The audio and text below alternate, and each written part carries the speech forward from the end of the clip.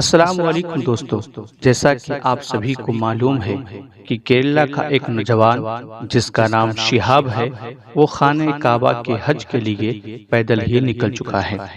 بہت سے ایسے لوگ ہیں جو ان کے خلاف فتویٰ دے رہے ہیں اور بہت سے ایسے لوگ ہیں جو ان کے سپورٹ میں فتویٰ دے رہے ہیں، لیکن ہمارے پاس ایک ایسا فتویٰ ہے جس میں ہر ایک بات کی تفصیل موجود ہے کہ شہاب کا پیدل حج کے لیے جانا کیسا ہے، صحیح ہے یا غلط ہے۔ آج کے ویڈیو میں ہم اسی تعلق سے بات کریں گے۔ ویڈیو میں لاسٹ تک بنے رہیں تاکہ آپ کو ہر ایک بات اچھے سے سمجھ میں آ جائے۔ اگر آپ نے چینل کو سبسکرائب نہیں کیا ہے تو چینل کو ضرور سبسکرائب کر دیں۔ چلیے ویڈیو کو شروع کرتے ہیں۔ پیدل چل کر حج ادا کرنے کا شرعی حکم۔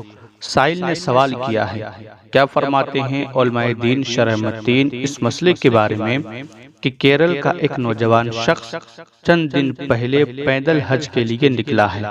واٹس ایپ، فیس بک پر اس بارے میں کئی طرح کی باتیں ہو رہی ہیں۔ کچھ لوگ ناجائز کہہ رہے ہیں، کچھ اس کی بہت سی تعریفیں کرتے ہوئے فضیلت بیان کر رہے ہیں۔ حدیثیں بھی پوسٹ کی جا رہی ہیں۔ برائے مہربانی اس میں ہماری رہنمائی فرمائیں۔ المستفتی نظام الدین حبیبی، الہ آباد۔ صاحب فتویٰ تحریر فرماتے ہیں، کئی روز سے فقیر بھی دیکھ رہا ہے کہ سوشل میڈیا پر کیرلا کے شہاب نامی نوجوان کا بہت چرچا ہے اور حج بیت اللہ کا مبارک سفر پیدل کرنے سے متعلق سوشل میڈیا پر کئی فتوے اور تحریریں نظر سے گزری، ساتھ ہی عوامی پوسٹیں بھی۔ کسی نے پیدل سفر حج کی ممانعت پر حدیثیں پیش کی تو کسی نے سفر حج پیدل کرنے کی فضیلتیں بیان کی۔ سوشل میڈیا پر دو حدیثیں بہت زیادہ عام کی جا رہی ہیں جس سے یہ ثابت کرنے کی ناکام کوشش کی جا رہی ہے کہ پیدل سفر حج سے نبی پاک صلی اللہ علیہ وسلم نے منع فرمایا ہے۔ حدیثیں اپنی جگہ بالکل حق و درست ہیں، البتہ اس سے جو مفہوم اور خلاصہ اخذ کیا جا رہا ہے وہ درست نہیں ہے۔ ہم یہاں پہلے دونوں حدیثیں پیش کرتے ہیں، اس کے بعد اس کی شرح و وضاحت پیش کریں گے۔ صحیح بخاری میں حضرت عقبہ بن عامر رضی اللہ تعالی عنہ سے مروی ہے، یعنی میری بہن نے نذر مانی ہے کہ وہ حج بیت اللہ کے لیے پیدل جائے گی اور مجھے حکم دیا ہے کہ اس سلسلے میں نبی پاک صلی اللہ علیہ وسلم سے معلوم کروں۔ تو میں نے نبی پاک صلی اللہ علیہ وسلم سے پوچھا تو نبی پاک صلی اللہ علیہ وسلم نے فرمایا اسے چاہیے کہ وہ پیدل چلے اور سوار ہو، یعنی جتنا پیدل چل سکے چلے اور نہ چل سکے تو سوار ہو جائے۔ سنن ابو داؤد میں یہ حدیث پاک مختلف الفاظ سے بیان کی گئی ہے۔ یہاں ایک روایت نقل کی جاتی ہے، حضرت عبداللہ ابن عباس رضی اللہ تعالی عنہ سے مروی ہے کہ عقبہ بن عامر کی بہن نے نذر مانی ہے کہ وہ چل کر حج ادا کریں گی، حالانکہ وہ پیدل چل کر حج ادا کرنے کی طاقت نہیں رکھتی ہیں۔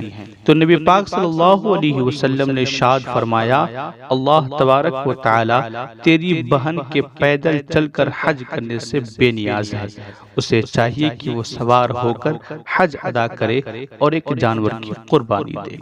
دوسری حدیث پاک جو بیان کی جا رہی ہے وہ حضرت انس رضی اللہ تعالی عنہ سے مروی ہے، یعنی نبی پاک صلی اللہ تعالی علیہ وسلم نے ایک بوڑھے شخص کو دیکھا جو اپنے دو بیٹوں کے درمیان سہارے سے چل رہا تھا۔ فرمایا اس کا کیا حال ہے؟ تو انہوں نے عرض کیا، اس یعنی ہمارے والد نے نذر مانی ہے کہ وہ پیدل حج ادا کرے گا۔ تو نبی پاک صلی اللہ علیہ وسلم نے ارشاد فرمایا، اللہ تبارک و تعالی اس سے بے نیاز ہے، یہ خود کو عذاب دے۔ پھر آپ نے سوار ہونے کا حکم فرمایا۔ دوستو، دونوں حدیثوں کا ظاہری مفہوم یہ ہے کہ ایک عورت اور ایک بوڑھے مرد نے پیدل چل کر حج کرنے کی منت مانی، حالانکہ دونوں میں پیدل چل کر حج ادا کرنے کی طاقت نہیں تھی۔ تو نبی پاک صلی اللہ علیہ وسلم نے ارشاد فرمایا کہ وہ سوار ہو کر حج ادا کریں۔ لہذا دونوں حدیثوں کا خلاصہ یہ نکلا کہ جو لوگ پیدل چل کر حج ادا کرنے کی طاقت نہ رکھتے ہوں اور پیدل چلنے سے عاجز ہوں، وہ سوار ہو کر ہی حج ادا کریں۔ اس خلاصے کو محدثین علماء فقہا کی عبارتوں سے ملاحظہ فرمائیں۔ امام نووی دونوں حدیثوں کی شرح کرتے ہوئے فرماتے ہیں، یعنی پہلی حدیث چلنے سے عاجز ہونے پر محمول ہے، ایسے بندے کے لیے جو چلنے سے بالکل عاجز ہو، سوار ہو جائے اور دم دے، اور دوسری حدیث کا مطلب یہ ہے کہ جب چلنے پر قادر ہو چلے، اور جب چلنے سے مجبور و عاجز ہو جائے یا چلنے سے تکلیف ہو تو سوار ہو جائے اور دم دے۔ اسی طرح دوسری حدیث کی شرح کرتے ہوئے ملا علی قاری اور امام طحاوی فرماتے ہیں، اس کے پیدل چلنے سے عاجز ہونے کی وجہ سے۔ شارح بخاری شیخ ابن بطال اس حدیث کی شرح میں لکھتے ہیں، یعنی اس حدیث سے ظاہر واضح ہوا کہ وہ شخص جو چلنے پر قادر نہ ہو، اور حدیث عقبہ بن عامر بھی اسی پر دال ہے کہ وہ چلنے پر قادر نہ تھی۔ اور امام شہاب الدین قسطلانی دوسری حدیث کی شرح میں فرماتے ہیں، یعنی اس بوڑھے شخص کو چلنے سے عاجز ہونے کی وجہ سے سوار ہونے کا حکم دیا گیا ہے۔ امام بدر الدین عینی حنفی نے دوسری حدیث کی مفصل شرح تحریر فرمائی ہے۔ ہم اپنے موضوع کے مطابق عبارت نقل کر رہے ہیں، یعنی اہل ظاہر نے اس حدیث سے اور حدیث عقبہ جو آنے والی ہے احتجاج کیا اور کہا جو شخص چلنے سے عاجز ہو جائے۔ الآخر الغرض پیدل کے بجائے سوار ہو کر حج کرنے سے متعلق جو احادیث ہیں، ان کا مطلب و منشا یہ ہے کہ جو شخص پیدل حج ادا کرنا چاہتا ہے یا اس نے پیدل چل کر حج ادا کرنے کی نظر مان لی ہے لیکن اس میں پیدل چلنے کی طاقت نہیں ہے، تو اسے حکم ہے کہ وہ سواری سے حج ادا کرے۔ اب رہا یہ مسئلہ کہ سفر حج پیدل کرنا جائز ہے یا نہیں، تو اس سے متعلق عرض ہے کہ جب تک کوئی مانع شرعی نہ پایا جائے، یعنی راستے میں امن ہو، توشے وغیرہ کی پریشانی نہ ہو، چلنے کی طاقت ہو، تو پھر جواز میں کوئی شک نہیں ہے۔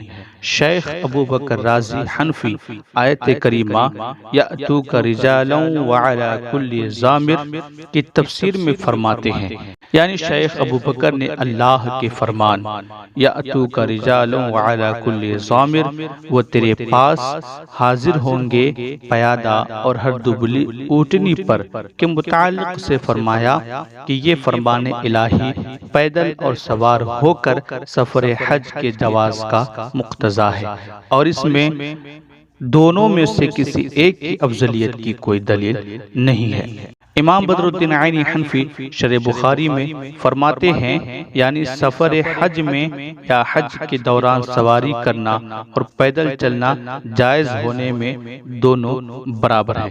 ہاں البتہ فضیلت سے متعلق علماء کرام کی مختلف رائے ہیں۔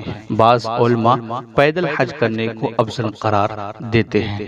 دوستو، ہمیں اختلاف میں نہیں پڑنا ہے تاکہ ہمارا ویڈیو لمبا نہ ہو، ہم عین مسئلہ میں آتے ہیں۔ لیکن فقہائے احناف اور بہت سے محدثین سواری پر حج کی افضلیت کے قائل ہیں، جیسا کہ علامہ ابن حجر نے شرح بخاری میں، اور امام قسطلانی نے بھی شرح بخاری میں، اور شیخ عبدالحق محدث دہلوی رحمۃ اللہ تعالی علیہ نے شرح مشکات المصابیح میں فرماتے ہیں، یعنی سواری سے حج ادا کرنا پیدل حج کرنے سے افضل ہے۔ اسی طرح مجمع الانہر میں، شرح الاشباح میں، در مختار میں اور فتویٰ عالمگیری میں ہے کہ پیدل کے بجائے سوار ہو کر حج ادا کرنا افضل ہے، اور اسی پر فتویٰ دیا گیا ہے۔ مذکورہ بالا عبارات کی روشنی میں یہ بات واضح ہو جاتی ہے کہ حج کا سفر سواری سے کرنا نبی پاک صلی اللہ علیہ وسلم کی سنت مبارکہ ہے۔ اس لیے علماء فقہا کی اکثریت نے اسی کی افضلیت پر جزم فرمایا ہے۔ البتہ بعض علماء نے اس کے برخلاف قول کیا ہے، مگر فتوی عالمگیری وغیرہ فقہی کتابوں میں سواری پر ہی سفر حج کی افضلیت کو راجح قرار دیتے ہوئے اسی پر فتوے کا قول نقل کیا ہے۔ تنبیہ، یہاں یہ بھی جان لیں کہ پیدل چلنے کی فضیلت سے متعلق جو حدیث شریف سوشل میڈیا پر گردش کر رہی ہے، اولاً تو اس میں محدثین کرام نے کلام کیا ہے، اور اسے صحیح بھی مان لیں تو بھی اس سے ہندوستان سے پیدل چل کر حج ادا کرنے کی فضیلت ثابت نہیں ہوگی، بلکہ حدیث شریف سے مکہ سے عرفات تک پیدل چل کر مناسک حج ادا کرنے کی فضیلت مراد ہے۔ حدیث شریف اور اس کی شرح ملاحظہ ہو۔ حضرت عبداللہ ابن عباس رضی اللہ تعالیٰ عنہ سے مروی ہے، فرماتے ہیں کہ میں نے رسول اللہ صلی اللہ تعالیٰ علیہ وسلم کو فرماتے ہوئے سنا، یعنی جو شخص مکہ سے پیدل حج کو جائے یہاں تک کہ مکہ واپس آئے، اس کے لیے ہر قدم پر 700 نیکیاں حرم شریف کی نیکیوں کے مثل لکھی جائیں گی۔ کہا گیا کہ حرم کی نیکیوں کی کیا مقدار ہیں؟ تو فرمایا ہر نیکی 1,00,000 نیکی کے برابر ہے۔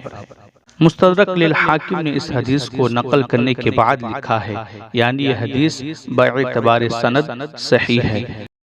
اس حدیث شریف میں من مکہ سے صاف ظاہر ہے کہ حدیث شریف میں جو فضیلت ہے وہ مکہ سے حج ادا کرنے والے کے لیے ہے، مطلق نہیں، جیسا کہ حکیم الامت مفتی احمد یار خان نعیمی علیہ الرحمہ اس حدیث کی شرح میں فرماتے ہیں، خیال رہے کہ پیدل حج کا ثواب ہے کہ ہر قدم پر 7 کروڑ نیکیوں کا وعدہ ہے، اور سواری پر حج سنت رسول ہے، ثواب اس کا زیادہ اور تقرب اس میں زیادہ، جیسا کہ بعد و وتر نفل کھڑے ہو کر پڑھنے کا ثواب زیادہ اور بیٹھ کر پڑھنے کا تقرب زیادہ، کہ سرکار یہ نفل بیٹھ کر ہی پڑھتے تھے۔ یہاں پیدل حج سے مراد مکہ مکرمہ سے عرفات جانا آنا ہے، نہ کہ گھر سے پیدل جانا۔ حاصل فتویٰ یہ ہوا، ہندوستان یا کسی اور ملک سے اگر کوئی بندہ پیدل سفر حج کرتا ہے جبکہ راستہ میں امن ہو، پیدل چلنے کی طاقت ہو، جسمانی حالت بگڑنے کا اندیشہ نہ ہو اور ہر طرح اطمینان ہو، تو اس شخص کا پیدل سفر حج کرنا از روئے شرع بلا کراہت جائز ہے۔ رہا افضلیت کا، تو اکثر فقہا محدثین کے نزدیک حج کا سفر سواری سے افضل ہے، اور جو احادیث کریمہ پیدل چلنے کی فضیلت سے متعلق ہیں وہ مکہ معظمہ سے مناسک حج ادا کر کے مکہ واپس آنے تک کے لیے ہیں، مطلق نہیں۔ ہاں، اللہ تبارک و تعالیٰ کی رحمت سے امید رکھنا چاہیے، اللہ بڑا فضل والا ہے، اور وہ احادیث نبویہ جن سے پیدل چلنے کی ممانعت ظاہر ہو رہی ہے وہ غیر مستطیع، کمزور، بیمار وغیرہ افراد سے متعلق ہیں، ان کو ہر شخص پر منطبق نہ کیا جائے۔ واللہ ورسولہ عالم بالصواب۔ اس فتویٰ کو تحریر کیا ہے حضرت علامہ مولانا مفتی محمد ذوالفقار خان نعیمی ککرالوی، نوری دارالافتاء، مدینہ مسجد، محلہ علی خان، کاشی پور، اتراکھنڈ۔ اگر کسی دوست کو یہ فتویٰ PDF میں چاہیے تو وہ دوست مجھے کامنٹ کرے اور کامنٹ میں اپنا واٹس ایپ نمبر دیں تاکہ میں اس میں یہ فتویٰ سینڈ کر سکوں۔ ویڈیو کو لائک کریں، شیئر کریں اور اس چینل کو سبسکرائب کریں۔